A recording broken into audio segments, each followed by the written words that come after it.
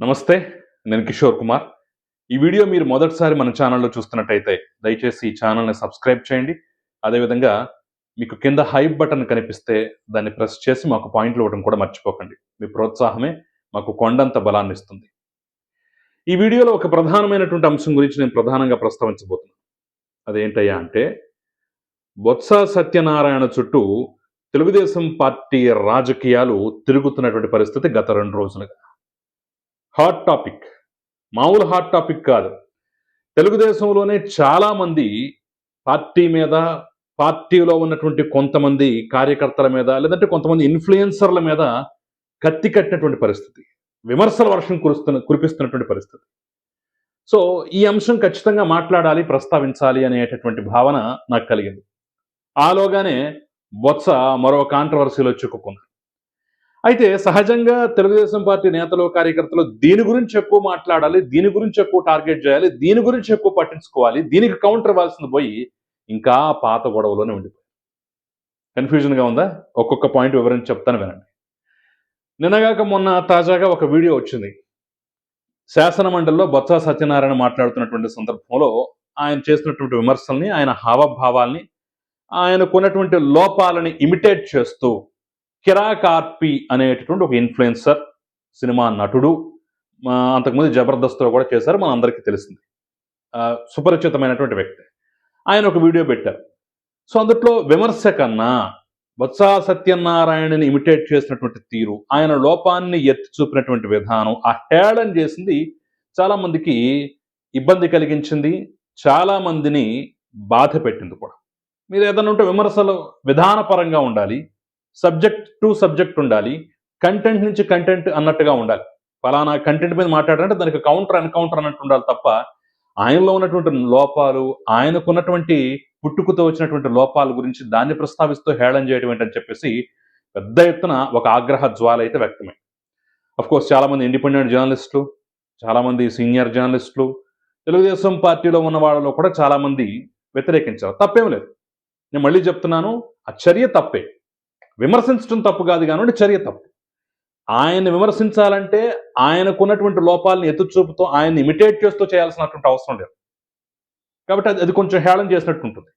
Of course అలాంటి హేళన ప్రతిరోజు చంద్రబాబు నాయుడు శరీరం మీద, ఆయనకున్నటువంటి లోపం మీద ప్రతిరోజు వైసీపీ చేస్తుంది. అసలు మాటకు ముందు, మాట తర్వాత ఓ దిక్కుమాలిన పదాన్ని వాడి మరీ హేళన చేస్తుంది. అది వేరే విషయం. వాళ్ళ వెనకాల నలుపు ఎలాగో వాళ్ళు చూసుకోవాలనుకో. సరే, దీని మీద తెలుగుదేశం పార్టీలో ఉన్నటువంటి చాలా మంది వ్యతిరేకత వ్యక్తం చేశారు. ఒక రకంగా బాబు ఎంతమంది అభిమానులు ఉన్నారా బొత్స సత్యనారాయణకి, తెలుగుదేశం పార్టీలో ఇంతమంది ఉన్నారా అని చెప్పేసి ఆశ్చర్యపోవటం చాలా మంది ఉంటాయి. ఖచ్చితంగా దాన్ని ఖండించాల్సిందే. కట్ చేస్తే ఈరోజు ఒక ముఖ్యమైనటువంటి అంశంలో బొత్స సత్యనారాయణ ఒక కాంట్రవర్సీలో ఇరుక్కున్న పరిస్థితి. అదేంటంటే ఇందాపూర్ డైరీ అనేది, నేను అంతకుముందు కూడా వీడియో చేసిన ఇది ఇందాపూర్ కథ అని చెప్పేసి, చంద్రబాబు నాయుడు అనుబంధ సంస్థ, హెరిటేజ్కి అనుబంధ సంస్థ, వాళ్లదే అది అని చెప్పేసి కోడిగుడ్డు మీద ఏకలు పీకేటటువంటి ప్రయత్నం అయితే చేశారు. ఇంకా దిక్కుమాలనతనం ఏంటో చెప్పన, అంత సీనియర్ నేత మీడియా ముందు ఏ రకంగా దొరికిపోయారంటే ఒకసారి మీరు వీడియో చూడండి. సరే, కల్తీ అయినా సరే ఏ సంస్థ మరి చేసిందంటే ఈ సంస్థలు ఇవ్వండి. ఏది నా నెయ్యి ప్యాకెట్ ఏది, ఇంకో మ్యానుఫ్యాక్చర్ చింతాపు, ఇగో హెరిటేజ్ ఇంకా అన్ని చెప్తాం, అన్ని చూపెడతాం, అన్ని వ్యవస్థలు అన్ని చూపెడతాం, ఒకటి కాదు. చూసారు కదా, అందుట్లో ఆయన చూపిస్తుంది నెయ్యి ప్యాకెట్ కాదు, చీజ్ ప్యాకెట్ని పట్టుకొని నెయ్యి ప్యాకెట్ అని చెప్పేసి అడ్డంగా వాదించి, అడ్డగోలుగా వాదించి నమ్మించేటటువంటి ప్రయత్నం. ఇంత దిక్కుమాలనతనం ఇంకేదన్నా ఉంటుందా?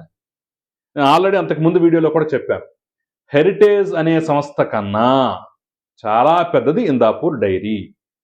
మరి అంత పెద్ద సంస్థకి ఇది అనుబంధ సంస్థ ఎట్లవుతుంది?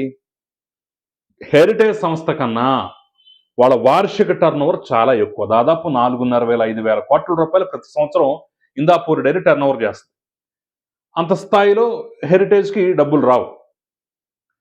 హెరిటేజ్ ఒక రోజుకి ఒక 25 లక్షల లీటర్ల పాల సేకరణ చేస్తే అంతకు డబుల్ 50 లక్షల చిల్లర లీటర్లు పాల సేకరణ ఇందాపూర్ డైరీ చేస్తుంది.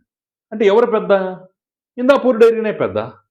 మరి అంత దానికన్నా తమకన్నా రెట్టింపు సామర్థ్యం కలిగినటువంటి దానికి అసలు దాని అనుబంధ సంస్థను ఎట్లా అంటారు? అనుబంధ సంస్థను ఎట్లా అంటారు? ఇప్పుడు ₹1,00,000 ఒకళ్ళు జీతం తీసుకుంటున్నారంటే వాళ్ళ బాస్ అనేవాడు 1,50,000 2,00,000 తీసుకోవాలి. అబ్బెబ్బెబ్బే ఓ 30,000 50,000 తీసుకునేవాడిని చెప్పేసి బాస్ అని చెప్పేసి చూపిస్తే నోటితో నవ్వరు, ఇంకో రకంగా నవ్వుతారు. ఇప్పుడు చేస్తున్న ప్రక్రియ కూడా అదే. ఒక పక్క అంటే నమ్మించేటటువంటి ప్రయత్నం, ఇంకో పక్క తిమ్మిని బమ్మిని చేసే ప్రయత్నం. హెరిటేజ్ చాలా క్లియర్గా చెప్పింది, మేము ఇందాపూర్ డైరీ దగ్గర నుంచి చీజ్ తీసుకుంటాము, పన్నీర్ తీసుకుంటాము, యూహెచ్టీ మిల్క్ అంటే అల్ట్రా హై టెంపరేచర్డ్ మిల్క్ అంటారట, అది తీసుకుంటాము, ఎస్ఎంపి మిల్క్ తీసుకుంటాము. ఎస్ఎంపి అంటే స్కిమ్డ్ మిల్క్ పౌడర్ అని చెప్పేసి ఉంటుందట, బహుశా పాల పొడి అనుకుంటా. ఇవి మాత్రమే తీసుకుంటాము, చీజు, పన్నీరు, యూహెచ్టీ, ఎస్ఎంపి, వీటిని మాత్రమే తీసుకుంటాం తప్ప అసలు నెయ్యి కొనం. అట్ ద సేమ్ టైం మేము ఇంతవరకు తిరుమల తిరుపతి దేవస్థానానికి నెయ్యి సరఫరా చేసినటువంటి దాఖలాలు లేవు, మాకు ఆ ఉద్దేశం కూడా లేదని చెప్పేసి చాలా క్లియర్గా వాళ్ళు ఇచ్చారు. మరి ఇందులో తప్పే ఉంది? ఇప్పుడు మేడ్ ఇన్ చైనా అని చెప్పేసి మన దగ్గర చాలా ప్రోడక్ట్లు కనిపిస్తుంటాయి. అంటే చైనాలో తయారు చేసినవి తీసుకొచ్చి వీళ్ళు లేబుల్ వేసుకుని అమ్ముకుంటారు, ఇక్కడ మార్కెట్ చేస్తారు. అదేవిధంగా made in America, made in Germany, made in Japan అని చెప్పేసి అనేక ప్రోడక్ట్లు అంటే తమ దగ్గర దొరకనివి, తమకు కొరతగా ఉన్న విదేశాల నుంచి తెప్పించుకుంటారు.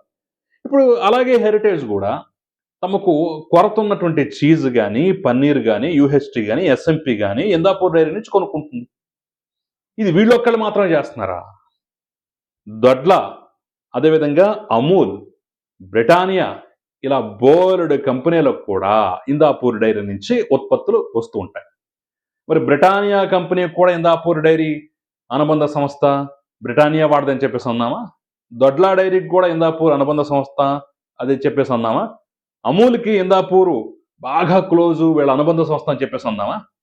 మేడ్ ఇన్ ఇందాపూర్ అన్న దాన్ని తయారు చేసింది అక్కడ అన్న దాన్ని తీసుకొచ్చి వీళ్ళు లేబులైజ్ చేసుకుంటారు. వాళ్ళకి అవసరం, ఆర్డర్ పెడతారు, తీసుకొచ్చి ₹1 ఎక్కువ అమ్ముకుంటారు. ఇందుట్లో తప్పే ఉంది?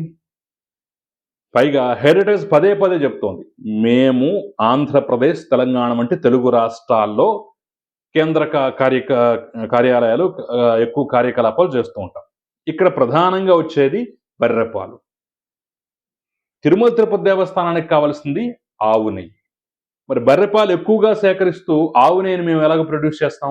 చేయలేం. కాబట్టి మేము ఎప్పుడూ ఆ ప్రయత్నం చేయలేదు. తిరుమల తిరుపతి దేవస్థానానికి నెయ్యి సప్లై చేసేటటువంటి ప్రయత్నం, ఆ కార్యక్రమానికి ఎప్పుడు శ్రీకారం చుట్టలేదు. ఇందాపూర్ డైరీ వాళ్ళు ఎవరో చేసుకుంటే వాళ్ళ దగ్గర నుంచి వీళ్ళు ఇతర ప్రోడక్ట్లు కొంటే దానికి దీనికి అసలు లింక్ ఎట్లా కడతారు? ఇదొక తప్పు అయితే, చీజ్ ప్యాకెట్ని తీసుకొచ్చి చూపిస్తూ నెయ్యి అని చెప్పేసి ఎలా బొంకుతారు? ఇంతకన్నా దుర్మార్గం ఏమన్నా ఉంటుందా? ఇంతకన్నా దారుణం ఏమన్నా ఉంటుందా? ఎస్, వాళ్ళు చీజ్ కొంటున్నారు, మేము కొంటున్నాం అని చెప్పేసి అఫీషియల్గా పెట్టారు. చీజ్, పన్నీరు ఇవన్నీ మేము కొంటున్నాం అని చెప్పేసి అఫీషియల్గా పెట్టారు. వాటి మీద ఖచ్చితంగా ఇందాపూర్ ఇక్కడ నుంచి తయారవుతుంది, మేము మార్కెట్ చేసుకుంటాం అని చెప్పేసి దాని మీద లేబుల్ ఉంటుంది. నెయ్యి కొంటలేదని చెప్పేసి క్లియర్గా చెప్పారు కదా. అంటే నెయ్యి, నిజమైన నెయ్యి ప్యాకెట్ తీసుకొస్తే దొరికిపోతామనే ఉద్దేశంతో ఈ చీజ్ ప్యాకెట్ని తీసుకొచ్చి దాని నెయ్యి అని నమ్మించి, ఇంకేముంది వెర్రి గొర్రెలు జనాలు నమ్ముతారు, మనం ఏం చెప్తుందని చెప్పేసి బొంకే ప్రయత్నం. సహజంగా ఇలాంటి వాటి మీద విమర్శలు చేయాలి, ఇలాంటి వాటి మీద తూర్పారబట్టాలి, ఇలాంటి అంశాలను ఎత్తి చూపాలి. బొత్స గొప్ప రాజకీయవేత్త, బొత్స అది ఇది అంటూ కాకాలు పట్టడం, బాకాలు వదటం సంగతి కాసేపు పక్కన పెట్టి, ఇదిగో ఈ రకంగా దొరికినప్పుడు దీన్ని టార్గెట్ చేయాలి. అంతే తప్ప ఆయనకున్నటువంటి శారీరక లోపం దాని మీద కాదు.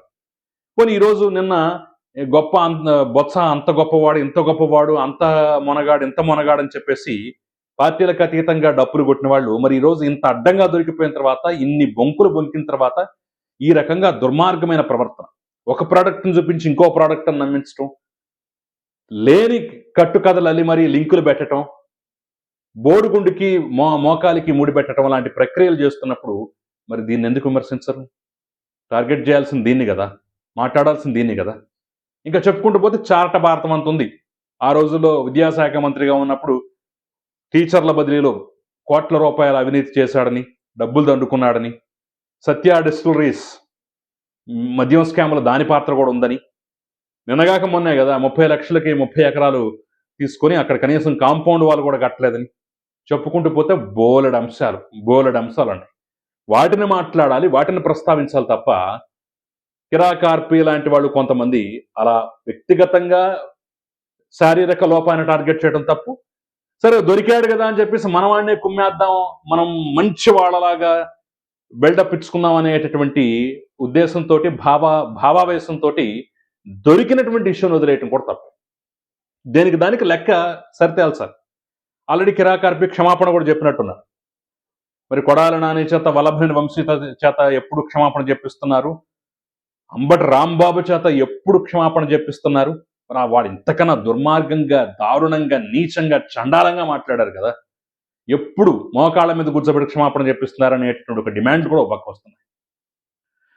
సో మొత్తానికి బొత్స ఒక పక్క తెలుగుదేశం పార్టీలోని అభిమానులు సంపాదించుకుంటున్నాడా అనేటటువంటి రీతిలో నిన్న మొన్నటువంటి వ్యవహారం నడిచినా ఈ రోజు నుంచి పరిస్థితి రివర్స్ అవటం అనేది అయితే ఖచ్చితంగా చెప్పుకోవాల్సినటువంటి అంశమే.